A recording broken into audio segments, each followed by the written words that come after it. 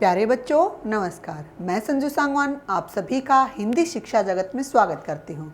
तो बेटा हमने पिछली कक्षा में वर्ण विचार को पढ़ा था।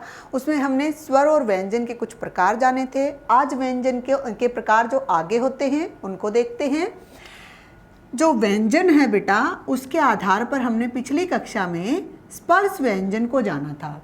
देखो बेटा जब भी आप वर्ण विचार पढ़ते हो उसमें सभी का उच्चारण जो होता है वो काफ़ी अशुद्ध दे दिया गया है। तो आपको उच्चारण की तरफ ध्यान न देकर के किसकी तरफ ज़्यादा ध्यान देना है, अपने कंपटीशन एग्जाम की तरफ ध्यान देना। फिर भी मेरा ये प्रयास रहता है कि इसमें जो भी आपको बोला जाता है वो शुद्ध उच्चारण ही रहता है। ठीक है, तो इसमें देखते हैं व्यंजन में जो दूसरा प्रकार होता है वो कौन सा होता है। वो होता है बेटा अंतस्थ व्यंजन। अंतस्थ व्यंजन, ठीक है, अंतस्थ व्यंजन। और अंतस्थ व्यंजन का ही जो नाम होता है वो दूसरा क्या होता है, ईश द्विवर,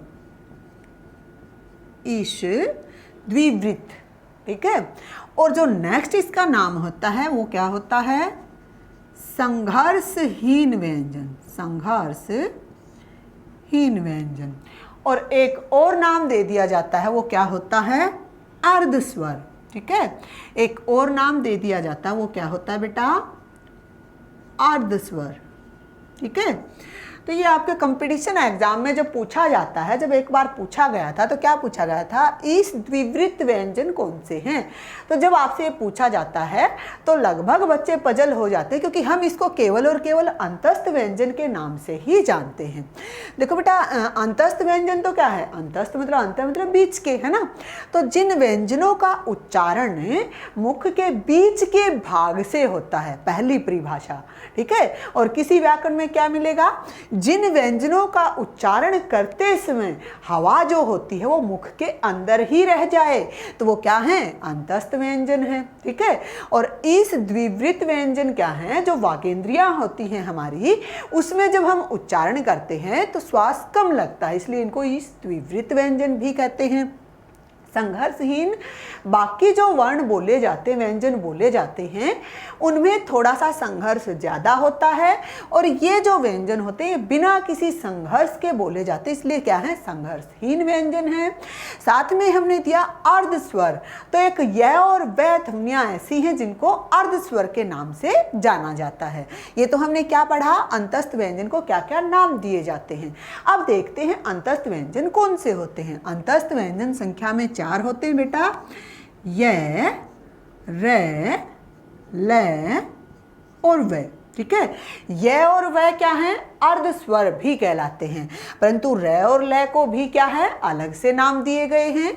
क्या, देखो रे जो है हमारी कैसी ध्वनि है, लुंठित ध्वनि है, लुंठित ध्वनि। ठीक है, लुंठित ध्वनि। ठीक है, साथ में ही ये क्या है, प्रकंपित ध्वनि भी है, प्रकंपित ध्वनि। और जो लय है हमारी वो क्या है, पार्श्विक ध्वनि, पार्श्विक ध्वनि। ठीक है, तो ये क्या है बेटा हमारी, देखो यहाँ पर जब क्वेश्चन आता है तो कैसे पूछा जाता है, परीक्षा में आपसे पूछा जाता है या तो निम्न में से अर्धस्वर कौन से हैं। अब ये दोनों क्या हैं, ये हैं बेटा हमारे अर्धस्वर, अर्धस्वर, दोनों ही ये 2 अर्धस्वर हैं हमारे। ठीक है, अब देखो पहले आते हैं रे पे। रे क्या है, लुंठी ध्वनि है। क्यों है, क्योंकि इसका उच्चारण करते समय जीभ ऊपर से बेलनाकार होकर लुढ़क कर नीचे आती है। ठीक है, प्रकंपित है। तो बाकी जो व्यंजन है इनको बोलते समय कंपन नहीं होती, परंतु रे को बोलते समय हमारे मुख में कंपन होती, इसलिए प्रकंपित ध्वनि है।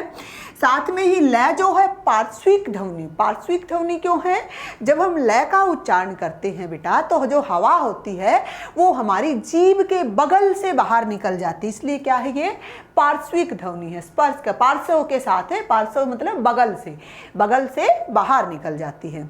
तो यहाँ से जो प्रश्न पूछे जाते हैं बेटा, पहला तो इसके नाम को लेकर के पूछा जाता है, दूसरा जो होता है वो ये य और व अर्ध स्वर हैं, इनसे पूछा जाता है, और ये जो मोस्ट इंपोर्टेंट जो क्वेश्चन होते हैं र और ल, किनको किन ध्वनियों के नाम से जाना जाता है, तो ये भी आपके प्रश्न पूछे जाते हैं। तो ये क्या किया हमने, ये अंतस्थ व्यंजन, और संख्या में कितने हैं, 4 होते हैं। नेक्स्ट देखते हैं व्यंजन का अगला प्रकार। देखो बेटा, जो भी व्यंजन है उसमें वैसे उच्चारण के आधार पर तो आपके 3 ही प्रकार माने गए हैं, जिसमें स्पर्श व्यंजन है, अंतस्थ व्यंजन है, ऊष्म या संघर्षी व्यंजन है। परंतु कई बार पूछ लिया जाता है, इसलिए मैं 4 करवा रही हूँ। परंतु यदि आपसे नॉर्मली किसी भी एग्जाम में पूछा जाता तो आप व्यंजन के 3 ही प्रकार लिखोगे, ठीक है, स्पर्श व्यंजन, अंतस्थ व्यंजन और ऊष्म व्यंजन। तो यहाँ पर जो तीसरा प्रकार आता है वो कौन सा है, ऊष्म व्यंजन। कौन सा है बेटा, ऊष्म व्यंजन। और ऊष्म व्यंजन को ही क्या कहा जाता है, संघर्षी व्यंजन। संघर्षी व्यंजन भी इन्हीं का नाम है, और साथ में क्या है, ईषत् सपृष्ठ व्यंजन, सपृष्ठ व्यंजन, ये भी किसका नाम है, उस व्यंजन का ही नाम है। देखो परिभाषा आपको नहीं रटनी है, लेकिन उस व्यंजन कौन से होते हैं, उष्म का मतलब होता है गर्म, है ना, संघर्ष मतलब संघर्ष करना। उष्म या संघर्ष व्यंजन, संघर्षी व्यंजन कौन से होते हैं, ये संख्या में 4 होते हैं। कौन से पहले है श, स और है। तो जिन व्यंजनों का उच्चारण करते समय हवा मुख से, उस मतलब गर्म, हवा मुख से गर्म होकर के रगड़ खाते हुए बाहर निकले, रगड़ खाते हुए या संघर्ष के साथ बाहर निकले, वो क्या कहलाते हैं, ऊष्म या संघर्षी व्यंजन कहलाते हैं। ईषत् सपृष्ठ व्यंजन भी यही होते हैं, ठीक है। और यहाँ पर इसको आपको क्रम पता होना चाहिए कि पहले कौन सा श है, बाद में कौन सा श है। तो ये कौन से व्यंजन हैं, ये हमारे ऊष्म या संघर्षी व्यंजन है, संख्या में 4 ही होते हैं।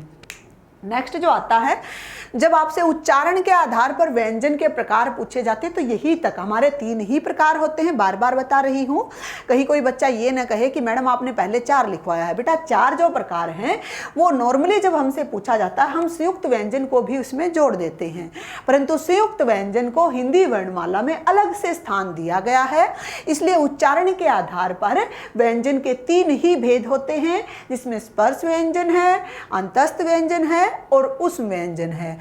नेक्स्ट देखते हैं संयुक्त व्यंजन। संयुक्त व्यंजन कौन से होते हैं, यहां से भी मोस्टली आपसे प्रश्न पूछा जाता है। संयुक्त व्यंजन, संयुक्त व्यंजन, ठीक है, ये भी कितने होते हैं, संख्या में 4। अब हमें पता चल रहा है कि संयुक्त मतलब कहीं ना कहीं जोड़ है, परंतु किनका जोड़ है ना, ये हमें पता होना चाहिए, तभी तो हम बता पाएंगे, क्योंकि जो प्रश्न पूछा जाता है वो तो जोड़ से ही पूछा जाता है। तो बेटा देखोगे संयुक्त व्यंजन में क्या होता है, जो व्यंजन 2 भिन्न व्यंजनों से मिलकर के बने होते हैं वे क्या कहलाते हैं, वे हमारे संयुक्त व्यंजन कहलाते हैं। और 2 भिन्न व्यंजन कौन से, जो अलग अलग व्यंजन हमारे होते हैं, ठीक है। और कौन से होते हैं ये संख्या में होते हैं 4, क्ष, त्र, ज और श्र। ये 4 हमारे क्या होते हैं बेटा, संयुक्त व्यंजन होते हैं। अब यहाँ पे जब एग्जाम में क्वेश्चन पूछा जाता है तो ये बेटा ये पूछा जाता है कि ये किन 2 व्यंजनों से मिलकर बने हैं, और एग्जाम में कैसे दिया जाता है, अब ये किसके मेल से बने हैं, क और श, ठीक है, क और श के मेल से क्या बना है, क्ष। त्र, त और र के मेल से, फिर आता है ज, ज और य के मेल से, फिर आता है श्र, श और र के मेल से, ठीक है। एग्जाम में ये पूछा जाता है बेटा कि ये किन 2 व्यंजनों से मिलकर बने हुए, तो दोनों ये क्या है, 2 भिन्न व्यंजनों से मिलकर के बने हुए हैं। तो ये आपको ध्यान में रखना है कि ये 2 किन दो भिन्न व्यंजनों के मेल से बने हुए हैं। ठीक है, तो ये हमने क्या किया, तो ये हमने बेटा संयुक्त व्यंजन को किया। एक बार 2011 में जो एस्टेट का प्रश्न पत्र आया था उसमें कुछ आपको पजल करने के लिए दे दिया गया था, क्या, जो क्षय होता है वो किन व्यंजनों से मिलकर के बना होता है, ये पूछा गया था।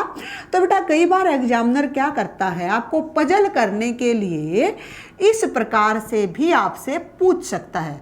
देखो पहले तो 99% चांस कम रहते हैं कि वो आपसे इस प्रकार से पूछे, क्योंकि प्रत्येक व्याकरण की जो बुक होती है, हमारी पुस्तकें हैं, उन सभी में यहाँ तक ही दिया गया है, यहाँ तक ही। ठीक है, परंतु एग्जामिनर को क्या करना होता है, ज़्यादा से ज़्यादा बच्चों को पजल करना होता है।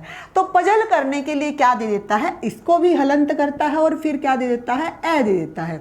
यदि आपको इस तरह से ऑप्शन में मिलता है तो क्या करोगे, फिर आप इसी को सही करके आओगे। क्यों, क्योंकि ये क्या है बेटा, ये छोटे से छोटा वर्ण विच्छेद उसने कर दिया है।